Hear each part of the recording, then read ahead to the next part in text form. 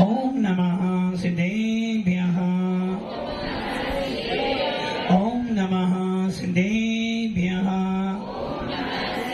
यदरिचा भावेन तमुदित मनः दरे दुर्यः क्षणादासित सर्गे गण गण समध्या सुखनिधि लवन्ते सद्भक्त्या शिव सुख समाजम किमुददा महावीर स्वामी महावीर स्वामी महावीर स्वामी गुरुवाह बंकनो नित्यं ज्ञान दर्शन नाहिका चारित्राणां गंभीरा मोक्षे मार्ग देशिका पंच परमेश्वरी भगवान की एक राधिनाथ भगवान की अंतिम शासनपति भगवान महावीर स्वामी की आचार्य श्री कुंद कुंद भगवंत की आचार्य श्री विमल सागर जी महाराज की आचार्य गुरुदेव सनमती सागर जी महाराज की 3 करोड़ मुनिराजों की द्वादशांजलि माता की जय बोलिए। परम पूज्य आचार्य गुरु और 108 श्री सुंदर सागर जी महामुनि राज की समस्त आचार्य संघ की भव्य आत्माओं। अंतिम तृतीय भगवान महावीर जिन्होंने इस कर्म भूमि में जन्म लिया और इस कर्म भूमि में जन्म लेकर यदि भगवान महावीर के जीवन पर दृष्टिपात करें, यदि हम अपने जीवन को देखते हैं तो बड़ा दुख होता है कि देखो हम क्या थे, पहले क्या थे। महाराज जी बड़ी मेहनत करके इतना ऊपर आए, बड़ी मेहनत कर इतना ऊपर आए हैं। पता है पहले कुछ नहीं था और आज सब कुछ है। वो गोपाल दास जी वाली बात याद आ रही है ना, जब जेब खाली थी तो कोई पूछता नहीं था कौन हो भाई तुम, और जब जेब भर गई तो कैसे हो भैया आप। और ये प्रैक्टिकल कर लो आप, जब आपके घर में कुछ भी नहीं हो और आप किसी के पास चले भी जाओ तो सामने वाला सोचता कुछ मांगने के लिए आया, भैया पहले गेट बंद कर ले, होता है सब। और देखो गैरों की तो बात छोड़ो, अपने ही परिवार के लोग, अपना ही भाई, और लगा पता चल जाए कि मेरा छोटा भाई या बड़ा भाई थोड़ा सा कमजोर है, किसमें, शरीर में नहीं, थोड़ा कमजोर है, तो बड़ा भाई या छोटा भाई क्या कर लेगा, भैया मन तो मेरा भी बहुत है कि आपकी मैं कुछ सहायता करूं, तो भी हाथ बहुत टाइट है। जब जेब खाली होती है, गैर नहीं अपने ही अपना मुंह फोड़ लेते हैं कि भैया आगे यहाँ हटा दो, और यहाँ तक कि यदि अपनी बहन भी हो, संपन्न हो, तो वो भी सोचते भी ये भाई घर में आएगा तो मेरे घर वाले क्या कहेंगे। जब जेब खाली होती है तो अपने ही परिवार के लोग मुंह फेर लेते हैं, और जब जेब भरी होती है तो पराया व्यक्ति भी अपना हो जाता है। अब आप सोच लो आपके दिन भी, और कुछ लोगों को यहाँ बैठे बैठे अपने पुराने दिन भी याद है कि क्या थे पहले, कोई पूछता नहीं था, पहले कोई पूछता नहीं था, और आज थोड़ा सा मकान बड़ा हो गया, हमारे बच्चे थोड़े अच्छे निकल गए तो आज समाज में हमारा भी। अब आप देखो पीएम, कौन पीएम, क्या था, अब बोलो तुम बेटा चाय वाला, बोलो चाय वाले था ना, बोलो कौन था, चाय वाले था ना। जब चाय वाला था तो कोई उसे पीएम नहीं बोलता था, जब चाय वाला था कोई पीएम नहीं बोलता था, अब पीएम बन गया तो कोई चाय वाला और जब चाय वाला था, एक चाय वाले धर्म, उसे आनंद आता था कि मैं चाय वाला हूं। और आज पीएम बन गया, बोलो भी चाय वाले धर्म, क्या होगा? क्या होगा? कुछ नहीं होगा। आप एक कलेक्टर को बोलो चाय वाला इधर, क्या होगा? फिर जेल नहीं, सीधे डंडे। वैसे ही जब वो चाय वाला था तो उसे चाय बेचने में आनंद आता था, मैं चाय वाला हूं, जो मेरी स्थिति है वो सामने है, मैं चाय वाला था, आज पीएम हूं। और कोई चाय वाला बोल तो दे मान हानि का, और वो भी किसका? पीएम की, राष्ट्र के, देश के पीएम का अपमान करने के मान हानि का दावा हो जाएगा। आज पीएम है, जब भी आनंद है, जब चाय वाला था जब भी आनंद था, चाय वाले में पीएम का आनंद नहीं था, किंतु पीएम के अंदर चाय वाले का आनंद आज भी। वैसे ही अपने अपने पुराने दिन देख लो, क्या था? कुछ नहीं था महाराज। वो तो मेहनत की, भगवान का कोई आशीर्वाद फल गया। आज मेरा भी समाज में कोई स्टैंडर्ड है। आज कोई काम होता, 4 व्यक्ति मुझे पूछता, पहले तो 4 व्यक्ति के बीच में जाता तो 4 चले जाते थे। वैसे ही भगवान महावीर का जीवन देखो। भगवान महावीर क्या थे? क्या थे भगवान महावीर? आदिनाथ के पोते। कौन थे? और आदिनाथ के पोते से पहले भील थे।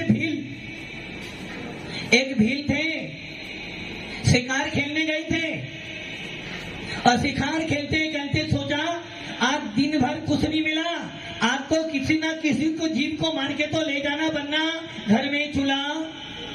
और घर में चूल्हा नहीं जला तो मैडम का मस्तक ज्वालामुखी तो हो ही जाएगा। तो आज तो चूल्हा तो जलाना है, कुछ ना कुछ तो लेके जाऊंगा। पत्नी बोली कोई बात नहीं, मैं भी साथ में चलती हूँ।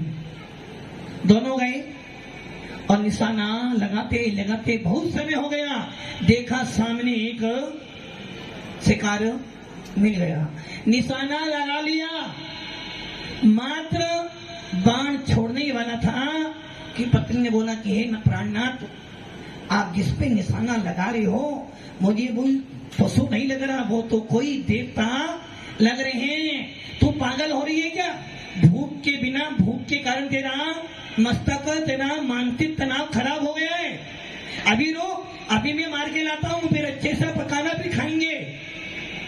पत्नी फिर कहते कि हे प्राणनाथ, एक बार तो विचार, एक बार तो इंसान किसी की बात माने ना माने, किंतु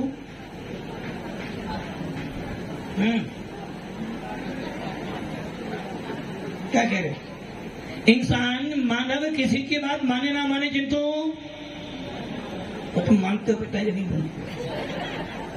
पत्नी बोले चलो ये अब मम्मी जी के पास हम नहीं रहना, चलो अपने को लच्छे में। होता है ना, घर में 4 बेटे शादी से पहले साथ में रह सकते हैं, और जैसे ही शादी हो जाए और पत्नी एक की भी आ जाए तो घर का चूल्हा अलग अलग। चूल्हा अलग किसने करवाया? इन्होंने करवाया ना, इन्होंने करवाया। तुमने क्या किया? तुमने क्या किया? मतलब कि इनके आने से तुम्हारी बुद्धि खराब हो गई, मतलब कि सारा दोष इन पर आ गया। मम्मी भी कह रही है जब से ये आई है। कौन आई? जब से ये बाहर से आई है ना, तब से मेरा बेटा नहीं मेरे हाथ से गया। और ये कह रहे हैं मम्मी मैं तो अभी भी रहने के लिए राजी हूँ, किंतु इसका फरता ही नहीं, इसका जमता ही नहीं है, और जब इसका नहीं जमेगा तो मैं कैसे जमाऊंगा अपने आप को? किसकी सुनता है? पत्नी की तो सुनता है। किंतु ये ध्यान रख लेना, पत्नी की सुनते रहोगे तो कभी माँ का प्रेम प्राप्त नहीं कर पाओगे। सीता ने क्या कहा था? सीता ने क्या कहा था? भले ही मैं राजा की पुत्री हूँ, भले ही मैं मोक्षगामी राम की पत्नी हूँ, भले ही मैं अयोध्या की पटरानी हूँ, किंतु पटरानी होने के साथ साथ में मैं इस कुल की पुत्र वधू भी हूँ। और मेरा कर्तव्य बनता है, जिस दिन मैंने अपने 7 फेरे लिए थे उस दिन मेरे पिता ने मुझे बोला था कि बेटा अब तेरी जिम्मेदारी मेरी क्या, अब मेरी जिम्मेदारी। ऐसा करते हो क्या? जब बेटी को विदा करते हो तो बोलते हो बेटा आज से हम तेरे, कोई नहीं बोलते हो क्या? बेटा एक काम करना, घर में कैसे जाना, आराम से रहना, फटे तो सही नहीं तो वापिस आ जाना। बोलते हो ना? बेटा दब के मत रहना, बेटा इतना पढ़ा लिखा दिया, इंजीनियर डॉक्टर इंजीनियर बनाया ना, दब के मत रहना, मैं भी कमाती हूँ। आजकल जो बच्चियां सर्विस करती हैं और जब शादी के बाद जाती ना, ज्यादा नहीं बोलना मेरे से। किससे कह रही है वो? किससे?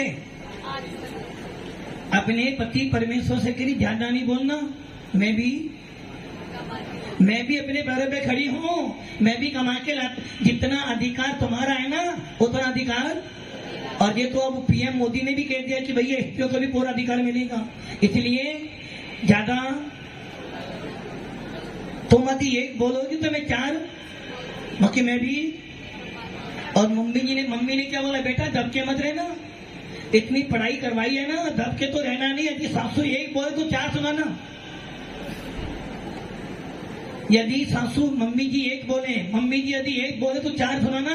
दब के रहोगी तो बेटा तेरी किस्मत फूट जाएगी, दब के मत रहना। और जिठानी हो तो उससे एक कदम आगे रहना। किससे सुनता है? पत्नी की तो बात सुने, मम्मी की बात सुने ना सुने चलेगा, क्योंकि तो मम्मी की बात ना भी सुनोगे तो माफी भी कहेगी बेटा कोई बात नहीं, मेरा तो जीवन कट गया, थोड़ा बहुत बचाए वो भी बिता लूंगी। किंतु पत्नी कहेगी यदि मेरी सुननी है तो मम्मी जी को छोड़ना पड़ेगा, या तो मम्मी जी रहेंगी या फिर मैं रहूंगी। तो आप क्या करोगे? क्या करोगे? मम्मी के पास जाओगे, मैडम के पास जाओगे?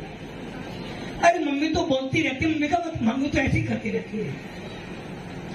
तो उस भील ने भी अपनी पत्नी की बात सुनी और कहा गया, देखा अरे ये तो कोई वन देवता है, और उनसे नियम ले लिया कि आज से मेरा मध्य मास मधु का त्याग। 12 व्रत, 5 अनुव्रत, 3 गुण व्रत और 4 शिक्षा व्रत धारण कर लिए और आ गया। जैसे ही घर में आया राम नाम देव बन गया। उसके बाद देखो आदिनाथ का पोता बन गया।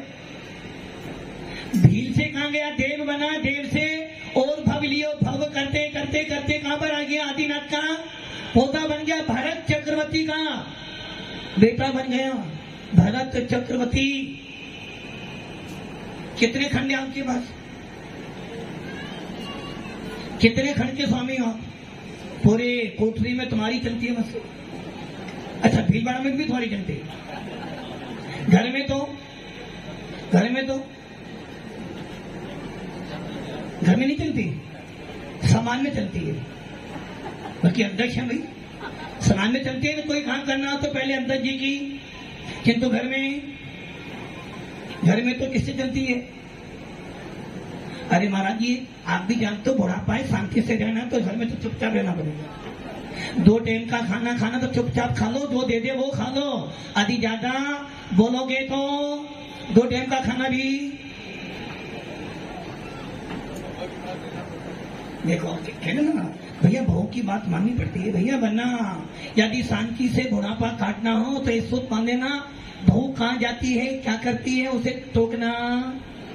ज्यादा मेन करोगे तो वो कहिए पिताजी दुकान जाओ, यहाँ आपकी जरूरत। और दुकान जाओगे बेटा ऐसा नहीं ऐसा कार्य अपन, बेटा के पापा अब आप घोड़े हो गए, आप घर पे जाओ। तो बेचारा बूढ़ा ना घर का रहा और ना ही हाँ मनी वो तो मैं नहीं बोल सकता ना। तो 60 साल के बाद बुद्धि साठी, और जिसकी बुद्धि साठी वो ना घर का ना, किंतु फिर भी भगवान माँ भी करें कोई बात नहीं, घर के दुकान के तो हमारे पास आ जाओ, कम से कम समाधि मण को हो जाएगा। तो उस भील ने अपनी पत्नी की बात मानी और नियम ले लिया और देव बन गया और भरत चक्रवर्ती 6 खंड का अधिपति, 14 रत्न नवनिधि, जिसके पास में अनाप संपत्ति पूरे 6 खंड में, एक आर्य खंड और 5 मलेक खंड में जिसकी आज्ञा चलती थी, ऐसा चक्रवर्ती का क्या बन गया? बेटा बन गया। और जिस भरत के नाम से इस देश का नाम भारत पड़ा। दुनिया कुछ भी कहे, दुनिया कुछ भी कहे, सोना तो सोना ही रहेगा। चाहे दुनिया कुछ भी कहे कि भगवान को ठंड लगती है, रतन कम्बल चाहिए, चाहिए ना रतन कम्बल। अरे भगवान के लिए रतन कमल चाहिए भैया, मेरे अंदर भी भगवान है, मुझे तो डायमंड का रतन चाहिए, डायमंड का कमल चाहिए। तो ये ध्यान रखना, कोई कुछ भी कहे, भगवान तो भगवान है और जो भगवान होगा वो कभी किसी के साथ में भेदभाव, भगवान कभी ऐसा नहीं करता किसी को गरीब बना दे और किसी को, मान लो प्रैक्टिकल कर लो, एक घर में माता पिता और उनके 2 बच्चे हैं और दूसरा बच्चा, छोटा बच्चा बहुत नालायक है, तो क्या माता पिता ये चाहते कि मेरा बच्चा का डिमोशन हो जाए? नालायक से नालायक बच्चे को भी माता पिता कहते नहीं, मेरा बच्चा तो राज दुलारा राजकुमार है। क्योंकि माता पिता के लिए नालायक से नालायक बच्चे को भी पालन पोषण करती है। आदि कोई बच्चा अपंग भी हो ना, तो माता पिता सोचते भाई जब तक मैं जीवित हूँ उसको, भले उस बच्चे को कुछ भी ना आता हो, सारा काम उन्हें करना, फिर भी बच्चे को संभाल कर, लेकिन माँ की ममता, इसलिए कहा ना, बेटा कुपात हो सकता है किंतु माँ कभी, माँ तो माँ ही होती है। आज तुम कितना ही कष्ट लेना, फिर भी माँ दिल से दुआ देगी, बेटा चल तेरा भला। और उस चक्रवर्ती के यहाँ पैदा हुआ, आदिनाथ का पोता बन गया, आदिनाथ के साथ में मुनि भी बन गया। मुनि बनने के बाद मुनि भेष छोड़ भी दिया, मिथ्या मत भी चला दिए। फिर एक बार अवसर मिला कि श्रीयांश नाथ के काल में पैदा हो गया, नारायण बन गया, फिर भी कुछ नहीं कर पाया। किंतु बुद्धि कब आई? शेर की पर्याय में बुद्धि आई। कहा आदिनाथ का कुल मिला काम नहीं चला, श्रीयांश नाथ के कुल में पैदा हुआ, जब भी कुछ नहीं कर पाया। और जब शेर की पर्याय में मिला तो 2 मुनिराज का उपदेश सुनकर उसे बोध हो गया, भेद विज्ञान प्राप्त कर लिया और धीरे धीरे धीरे धीरे आज विश्व वंदनीय भगवान महावीर होकर पूरे विश्व पर राज्य कर रहे हैं। ऐसा है भगवान महावीर का चरित्र। अब आप देख लो, आपसे ज्यादा खराब तो आप तो भील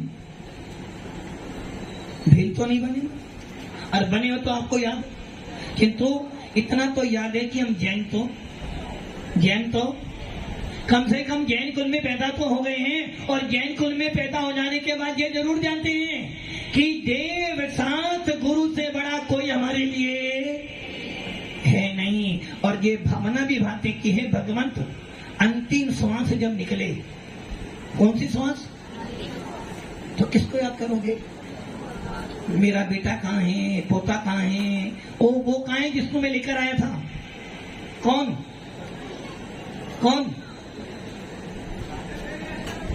जिसको मैं लेकर आया था? एक बार तो दिल की बात बोल दूं उससे, मतलब कि मरते मरते भी किसकी याद आ रही है? मरते मरते भी परिवार की याद आ रही। किंतु एक समय दृष्टि जीव जब अंतिम श्वास लेता है तो वो यही भावना भाता है कि हे भगवान, अब जो अंतिम श्वास निकले कम से कम एक बार तो अपनी आलोचना बंदो पांचों पर में गुरु 24 दिन रात करो शुद्ध आलोचना शुद्धिकरण के। हर भेद ज्ञानी, हर जैन व्यक्ति को ये भावना भानी चाहिए कि मरने से पहले एक बार तो सब जीवों से क्षमा याचना कर दो।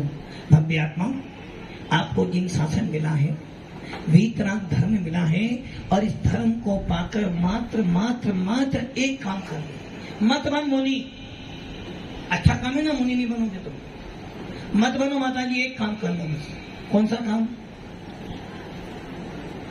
एक ही काम करना है। तुमने एक काम कर लिया तो निश्चित है तुम्हारा रिजर्वेशन पक्का हो गया, मोक्ष में जाना। बस एक ही काम करना। क्या करना बताओ? डेली डेली नहीं, डोले समझ सोना चित से आने, काले बता मत खोवे, जे नर भवे फिर मिलन कठिन है, जो सम्मत में नहीं।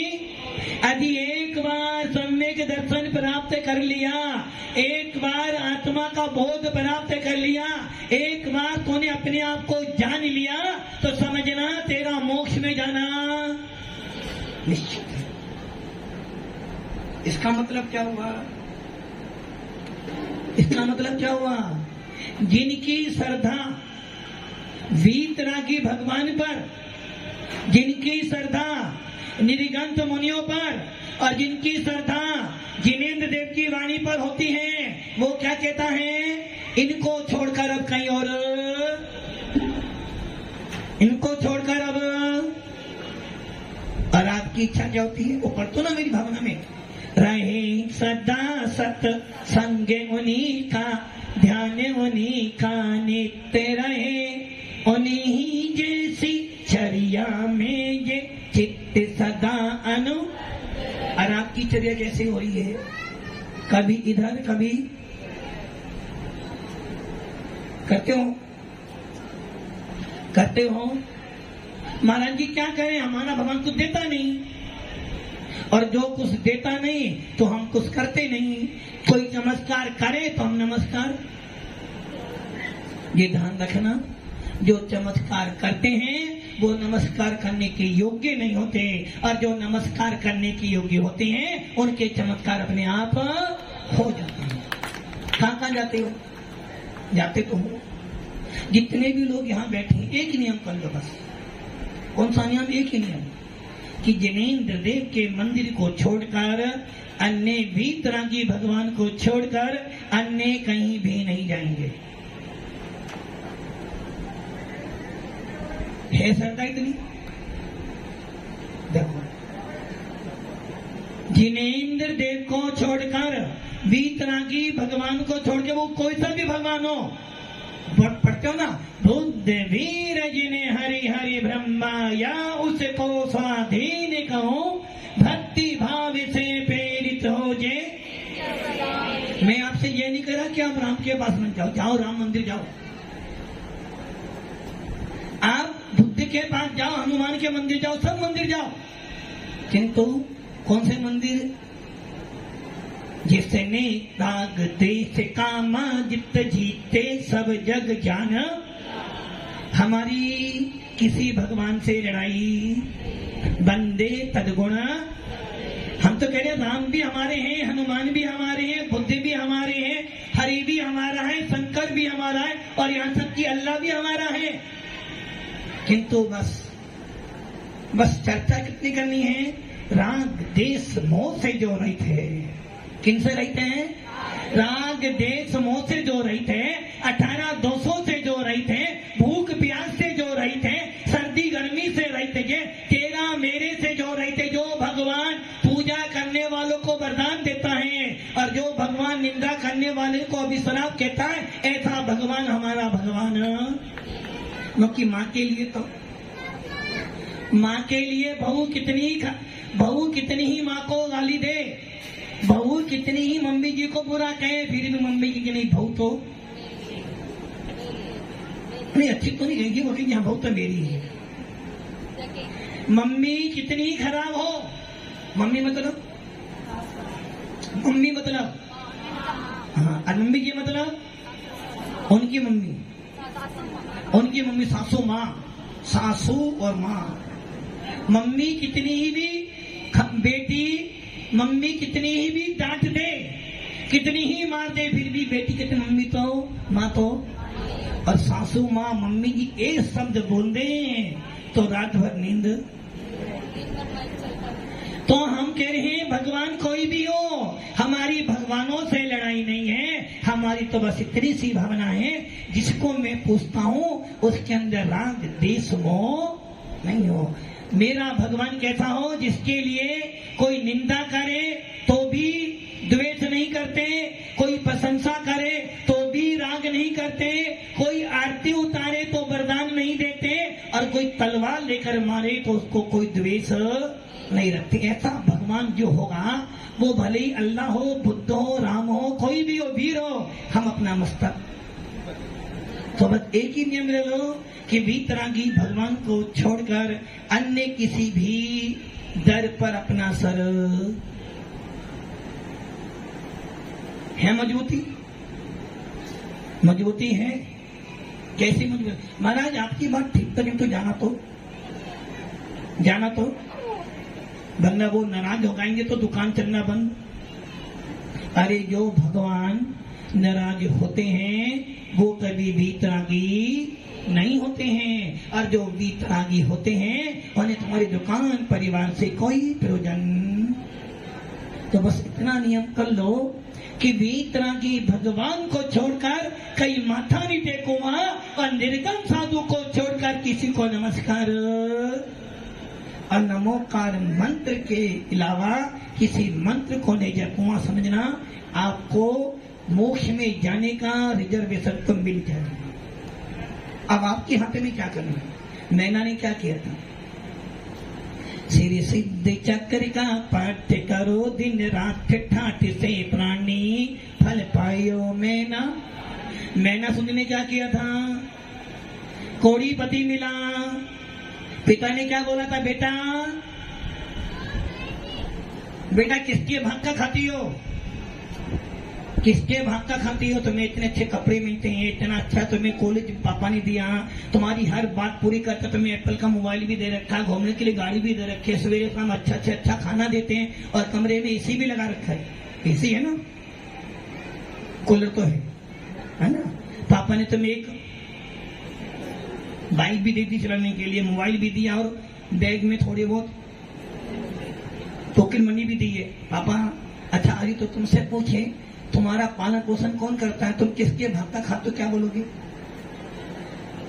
पापा के भाग का खाते? हाँ, यदि पापा नहीं होते तो महाराज जी में कुछ भी नहीं होते। हाँ, किसके भाग का खाती हो? अभी पापा से बोलना, पापा दो थप्पड़ लगाएंगे। मैना सुंदरी के पिता ने ये पूछा था, दो बहनें थी, मैना सुंदरी और सुन सुंदरी। मैना सुंदरी की पढ़ाई दिगंबर मुनियों के यहाँ हुई थी, और सुन सुंदरी की पढ़ाई एक वैष्णव में हुई थी। जब सुन सुंदरी आई तो पिता ने पूछा, बेटा बड़ी है, बता शादी किससे करेगी? पिता ने बहुत सारे फोटो दिखाए, बेटा पसंद कर ले एक बार, जैसे आज तक लव मैरिज कर लेते आज। पापा शादी तो इसी से करूंगी, करनी है तो कर देना, मैंने मैं कोर्ट मैरिज करके आ जाऊंगी।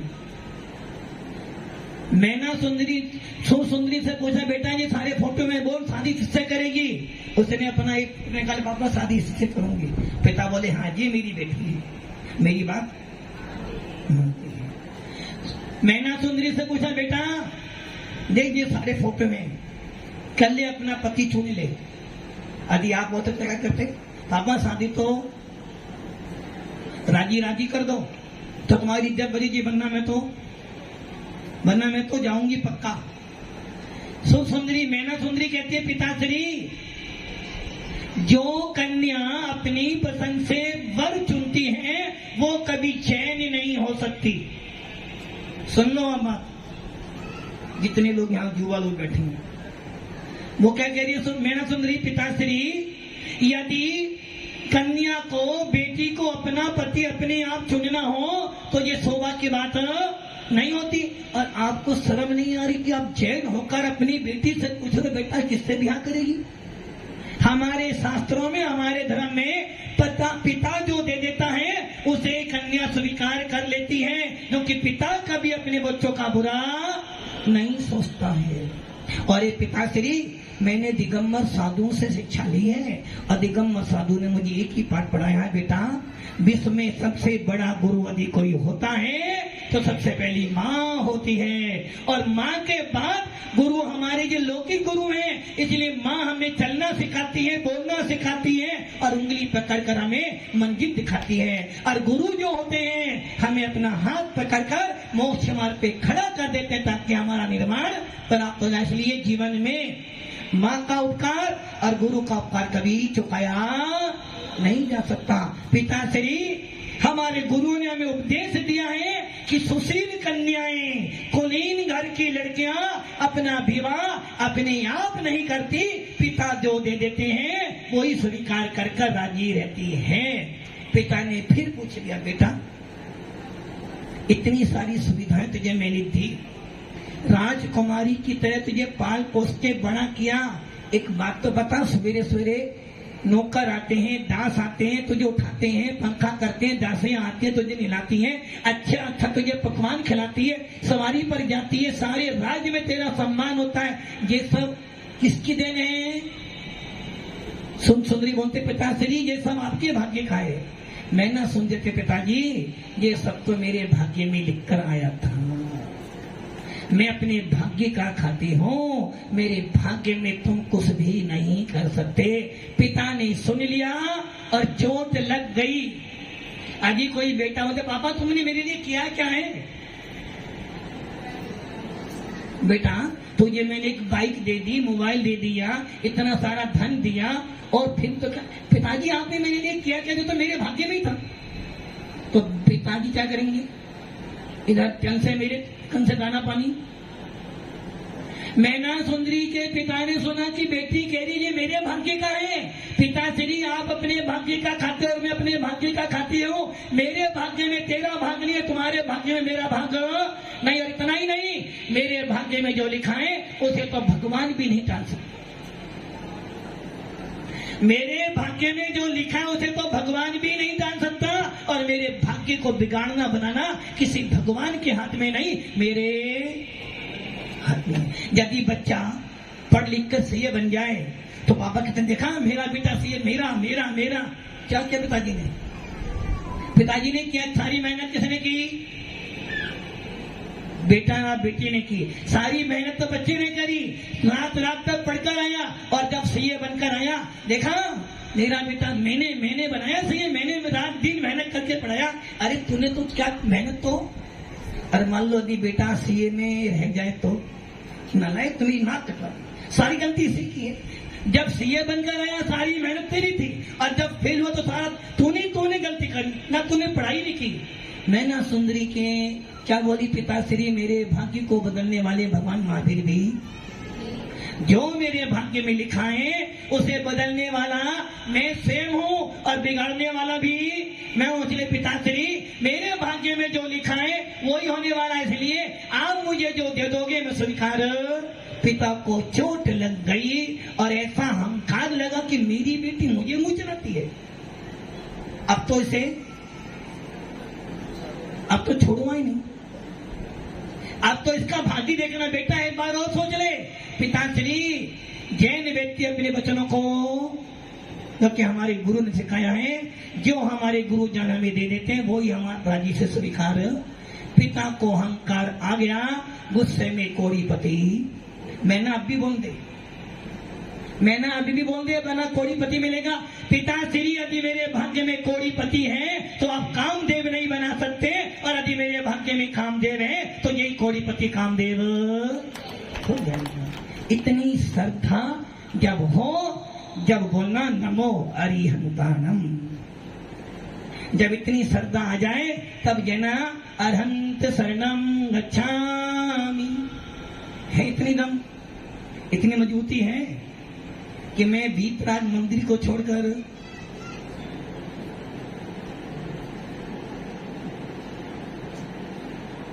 डाउट हो रहा है ना अंदर, महाराज वहां तो जाना पड़ता है, महाराज वहां जाए बिना तो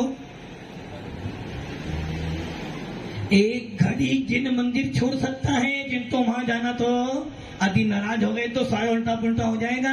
किंतु ये ध्यान रखना, जब सारी दुनिया के दरवाजे बंद होते हैं तब खुलता है वीतराज शासन का द्वार।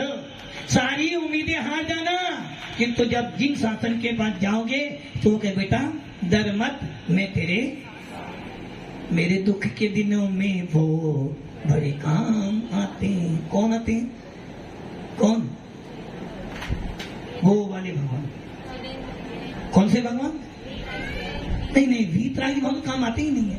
अरे हमारा कोई भगवान कुछ नहीं कर सकता, किंतु वीतरागी भगवान के पास जाने से हमारे भाव विशुद्ध बनते हैं, और जब भाव विशुद्ध बनते हैं तो अपने आप सारा काम छप्पड़ पाड़ के धन मिल जाता है। इसलिए भव्य आत्माओं, इतनी मजबूत श्रद्धा कर लो कि जिन शासन को छोड़कर, वीतरा शासन छोड़कर कहीं जाऊंगा नहीं, समझना तेरा भेद विज्ञान तुझे मिल जाएगा, तेरा मोक्ष मार्ग प्रशस्त हो जाएगा, और जिसको मोक्ष मार्ग प्रशस्त हो जाएगा उसका मोक्ष में जाना। तो इसलिए आप सब अपनी श्रद्धा मजबूत करो ताकि हमारा मोक्ष मार्ग प्रशस्त हो।